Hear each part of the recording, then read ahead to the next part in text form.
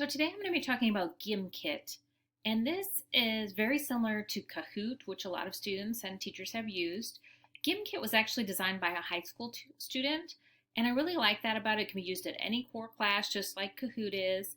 You can use it to assign homework, but I like that it was designed by a student, so it may be more on their wavelength. Basically, just like in Kahoot, where you discover different sets of data, you can create kits or you can search for kits.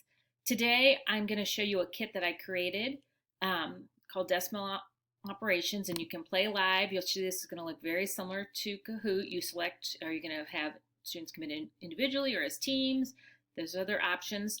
One difference here is students earn cash by answering questions correctly, and then they lose cash by answering questions incorrectly. And there's also a store when they have collected enough cash where they can buy, like where they can get their money for each correct answer to be worth like 1.5 times as much as listed and that kind of stuff. So it really does have students using a lot of higher level critical thinking throughout the game.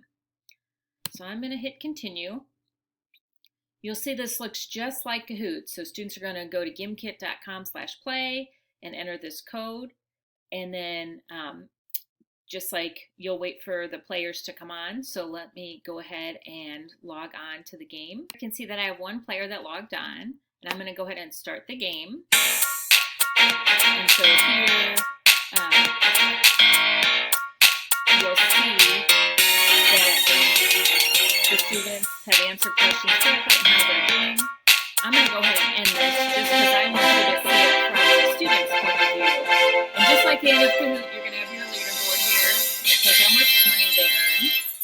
Now let's go from what the student's view looks like. Okay, now I'm going to show you what it looks like from your student's perspective. So I'm running a Gimkit game from another computer, and I'm going to show you what it looks like to be the student. So I've gone to gimkit.com/play, and then my code is 58073 for this particular game. I'm going to join, and I'm just going to enter my name, just like, so if you're familiar with Kahoot, this is very similar. Okay, now I have this till the teacher starts the game. Now the teacher's starting the game, and here's my first question. I'm going to select an answer. You see I earned money. I'm going to continue. That's another one. So I'm going to show you shop. I can get money per question. So I don't have enough money to buy this yet. I only have $4. But you could get $5 per question if I had $10 that I wanted to spend. And here's the money I have. So that's an example of the store. So now I want to go back to the game. Oops. And here's another example of multiplier that you could do. So let's go back to questions. If I get a question wrong, you see I get negative, so my amount here went down.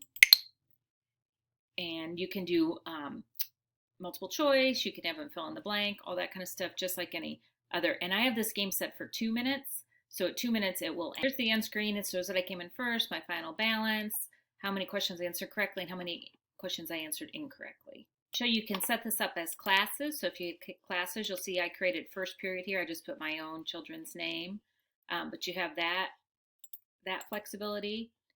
You also have Kit Collab. This is really cool because you can have your students actually create questions for you. So they actually are doing the work for you.